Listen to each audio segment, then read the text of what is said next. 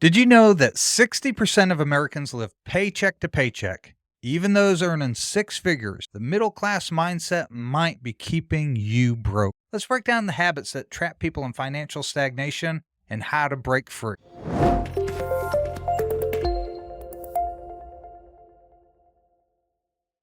Welcome back to Simply Money. Today we're looking at the things that keep people trapped in the middle class. The middle class is often seen as financially stable, but in reality, many are stuck in a cycle of debt, limited savings, and missed opportunity. Today we'll expose the hidden financial traps of middle class habits and what you can do to escape them. Here's the problem and some common middle class struggles.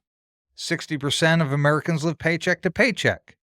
77% of people feel anxious about their financial situation, and the average household carries over $6,000 in credit card debt. It's not just about income, it's about how you manage your money. Let's explore this a little deeper. What are the middle class habits that keep you poor? Could it be lifestyle inflation?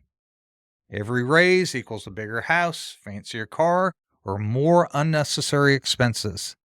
Lifestyle creep. Did a whole video on that. Check it out on the channel about how we always seem to spend as much as we make. And every time we get a pay raise, we increase how much we spend. And that is called lifestyle creep, and that keeps us poor. Another reason?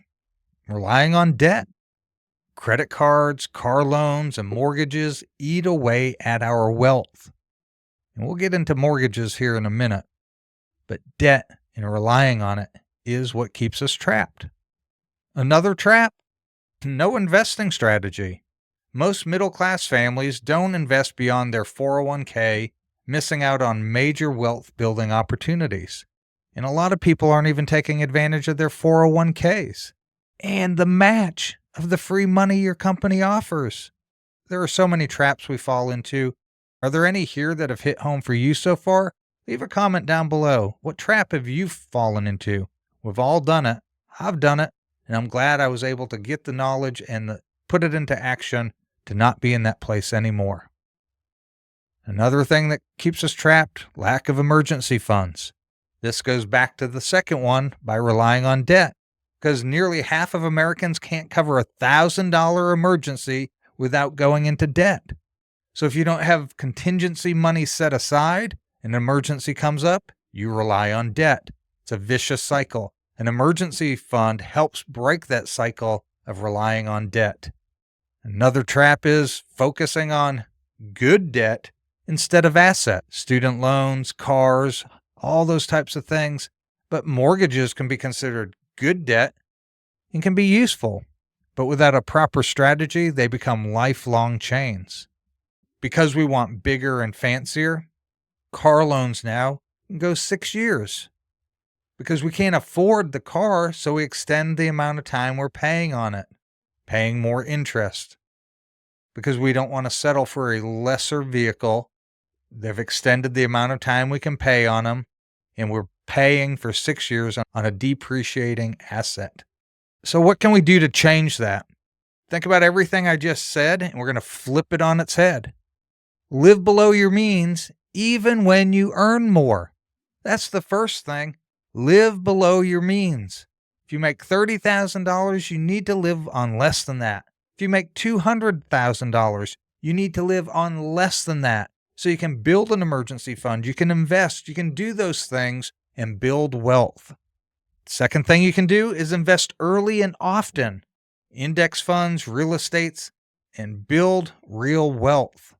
Third thing you can do is build an emergency fund first. Avoid debt traps that destroy wealth potential. So build an emergency fund so you don't have to rely on debt when things happen. And remember that emergency fund is for emergencies, not because you see something on sale and you really have to have it. Come on, you got to be honest with yourself. You got to be real. You have to be hard on yourself sometimes.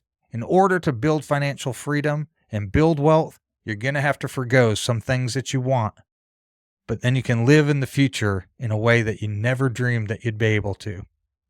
Another thing you can do is focus on assets, not liabilities.